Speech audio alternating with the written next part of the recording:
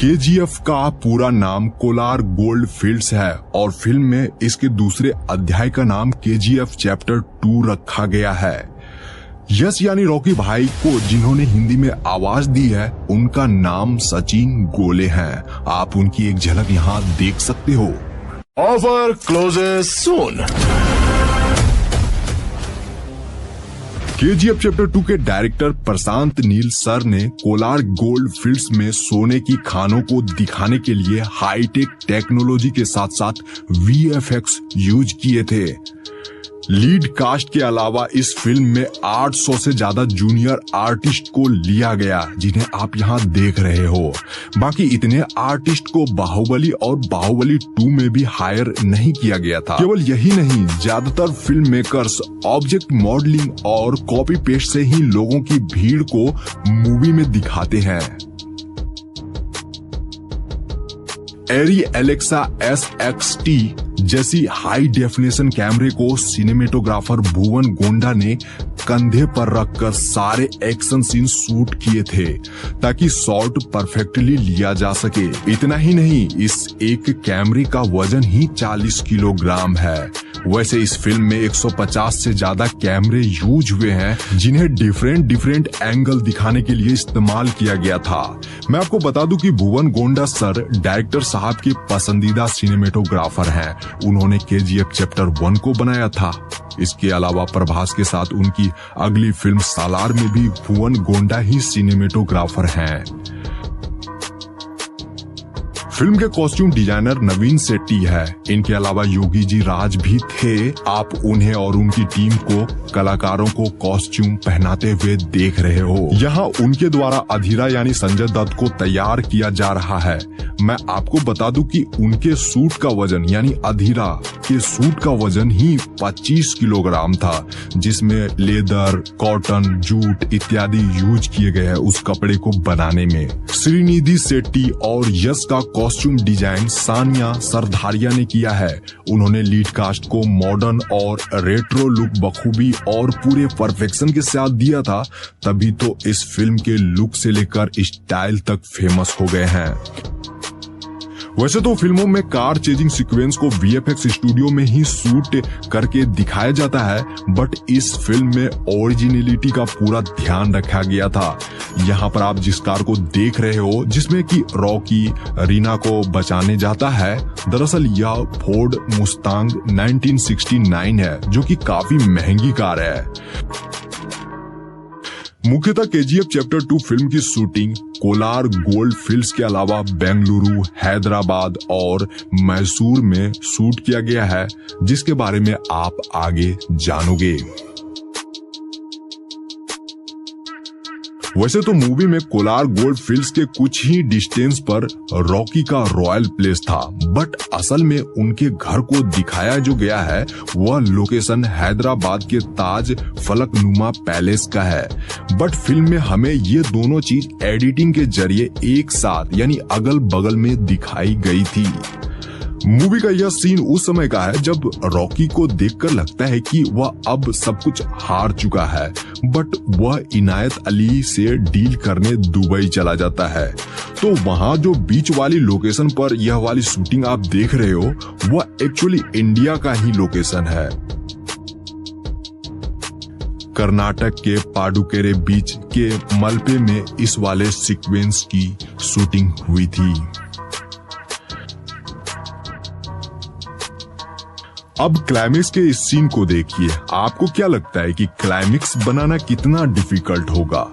Film makers ने अपने total budget का 15% हिस्सा क्लाइमेक्स के लिए ही बचा कर रखा था, यानी सिर्फ क्लाइमेक्स पर ही 12 करोड़ रुपए खर्च कर दिए गए थे। एंड लास्ट वाला फाइटिंग सीन है जहां पर अधीरा और रॉकी को लड़ते हुए दिखाया गया है, जो कि काफी दमदार फाइटिंग सीक्वेंस में से एक है। तो इस जगह पर दोनों ने दमदार फाइटिंग तो करी है, बट जानकर आपको अच्छा लगेगा कि इस एक्शन सीन के लिए ना तो यश और ना ही संजय दत्त ने कोई डबल बॉडी इस्तेमाल किया है, यानी कि यहाँ कोई भी डबल बॉडी नहीं है। ब्यूटी पेजेंट श्रीनिधि जी, जिन्होंने इस फिल्म में रीना का किरदार निभाया है, जो कि रॉकी की वाइफ रहती है। यहाँ उन्हें आप बिहाइंड द सीन में देख रहे हो, वो अपने शॉट को खुद से देख भी रही है एंड वो काफी अच्छा फील कर रही है। और यह क्लिप होली का है। वह और उनकी टीम यानी केजीएफ टीम ने इस साल सेट पर ही होली खेला था। उन्हें गुलाल लगे हुए आप देख रहे हो। एंड मैं आपको बता दूं कि श्रीनिधि जी इस फिल्म के लिए यानी केजीएफ फिल्म के लिए बड़ी बड़ी 7 फिल्मों का ऑफर अब तक ठुकरा चुकी है, ताकि वह रॉकी के साथ स्क्रीन शेयर कर सके। क्लाइमेक्स का यह धांसू सीन है जिसके शॉट्स और रील आजकल खूब वायरल हो रहे हैं।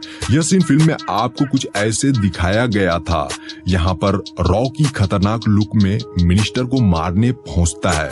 तो फिल्म में दिखाए जाने वाला यह सीन एक रियल लोकेशन का है, यानी कि इसे वीएफएक्स स्टूडियो में बनाया नहीं गया था, बल्कि यह लोकेशन मैसूर के इन्फोसिस कैंपस का है, जो कि कर्नाटक में स्थित है। इस जगह पर AK-47 की ढेर लगी हुई है और यहाँ पर कुछ पुराने जमाने की जीप और एम्बेसडर कारें भी दिख जाएगी आप लोगों को। तो यह इसी शूटिंग लोकेशन का BTS है। यह इन्फोसिस कैंपस मैसूर का बाहरी एरिया है। इस जगह हैंडसम रॉकी भाई का प्राइम मिनिस्टर रमिका सेन से पहली मीटिंग होती है, जिसका BTS आप यहाँ देख रहे हो। इस जगह पर रॉकी रेड कलर के सूट में नजर आए थे, जो कि इन दिनों काफी ट्रेंड कर रहा है। इस तरह के कॉस्ट्यूम, इस तरह का आउटफिट आजकल लड़के खूब पसंद कर रहे हैं। यहाँ वो काफी हैंडसम लगे हैं। तो मैं आपको बता दूं कि यह इन्फोसिस कैंपस मैसूर के अंदर का ही एरिया है। पहले बाहर वाला एरिया जो आपको मैंने अभी दिखाया एंड ये उसके अंदर का है। ये काफी प्राइम लोकेशन है। आप इस जगह को देखकर भी खुद समझ सकते हो।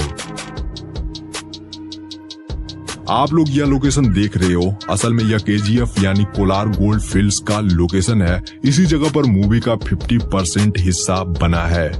यह कर्नाटक के कोलार में ऐसी एक असली जगह है। यहाँ पर सच में सोने की बहुत सारे खदानें थी कभी। तो KGF चैप्टर 1 और KGF चैप्टर 2 की पूरी स्टोरी कोलार गोल्ड फील्ड्स में बनी सोने की खदानों पर आधारित है।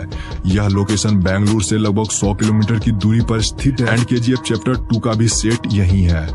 वैसे तो KGF की स्टोरी काल्पनिक है, लेकिन कहीं न कहीं इसे आप लोग रियल कोलार गोल्ड फील्ड से रिलेट कर पाओगे। साल 1981 की प्राइम मिनिस्टर रमिका सेन यश को इंडिया का सबसे खतरनाक क्रिमिनल बताकर उनके खिलाफ डेथ वारंट सिग्नेचर करती है। लेकिन उससे पहले यश गरुड़ा को मारकर कोलार गोल्ड फील्ड के ऊपर अपना साम्राज्य खड़ा कर लेता है और फिर कोलार गोल्ड फील्ड से निकलने वाले सोने को अपनी मन मर्जी कीमत पर वह बेचता है। रियलिटी से भी आप लोगों को रूबरू करवाऊं तो 1979, 1980 और 1981 में गोल्ड की रेट बहुत तेजी से बढ़ी थी।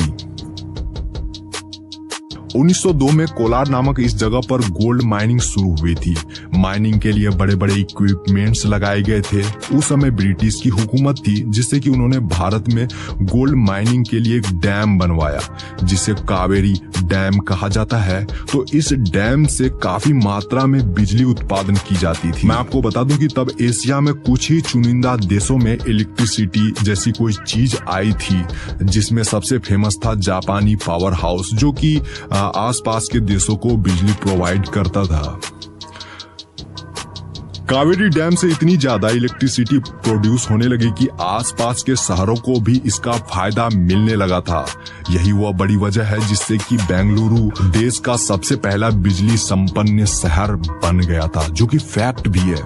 तो जैसा कि मैंने कहा कि यह लोकेशन रियल है।